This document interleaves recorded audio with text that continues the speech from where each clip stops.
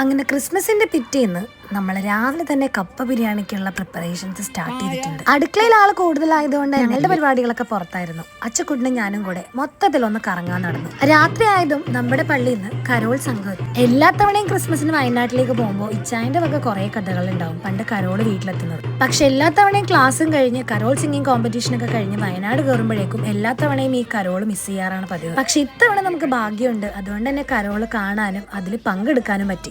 ഇതിപ്പോ ഞങ്ങളൊരു വീട്ടിലേക്ക് പോവാണ്. ചെറിയൊരു കുന്നിറങ്ങി വേണം അങ്ങോട്ട് ചെല്ലാനായിട്ട്. ഇത് ഇറങ്ങുന്ന സമയത്ത് ഞങ്ങളുടെ സൈഡിൽ കാണുന്നതൊക്കെ ആട്ടിൻകൂടും കോഴിക്കൂടൊക്കെയാണ്. അങ്ങനെ കരോള് പ്രതീക്ഷിച്ചിരുന്ന ഞങ്ങൾക്ക് തികച്ചും ഒരിക്കലും മറക്കാൻ പറ്റാത്തൊരു അനുഭവമായിരുന്നു അവരുടെ കാര്യം.